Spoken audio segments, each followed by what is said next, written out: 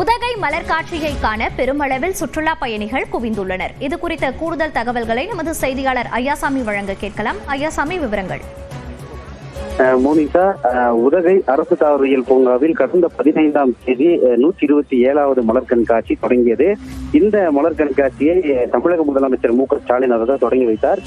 4வது நாளாக இன்றும் இந்த மலர் கண்காட்சியை காண ஆயிரக்கணக்கான சுற்றுலா பயணிகள் உதகை தாவரவியல் பூங்காவில் குவிந்து வருகின்றனர். சுமார் 7.50 லட்சம் மலர்களால் பல்வேறு மலர் சிற்ப வடிவங்கள் வடிவமைக்கப்பட்டுள்ளதை சுற்றுலா பயணிகள் வியப்புடன் கண்டு ரசித்து வருகின்றனர். குறிப்பாக நுழைவாயில் பகுதி முதல் பூங்கா முழுவதுமே இந்த மலர்கள் அலங்கரிக்கப்பட்டுள்ளது.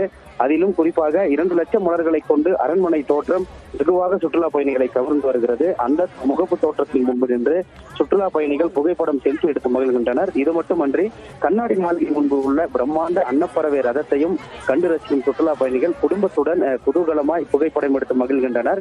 மேலும் இத்தாலியன் பூங்காவில் வைக்கப்பட்டுள்ள கல்லணையுடன் கரிகாலன் மற்றும் ஊட்டி ஊஞ்சல் போன்றவை அனைத்துமே மலர்களால் வடிவமைக்கப்பட்டுள்ளது. பிரமிப்புடன் பார்த்து வரும் சுற்றுலா பயணிகள் விழா மேடையில் ஒலித்துக் கொண்டிருக்கும் பாடல்களுக்கு உற்சாகமாக நடனமாடி இந்த இதமான காலநிலையை அனுபவித்து மலர் கண்காட்சியை கண்டு ரசித்து வருகின்றனர். மோனிகா, விவரங்களை பதிவு செய்தமைக்கு நன்றி ஐயாசாமி.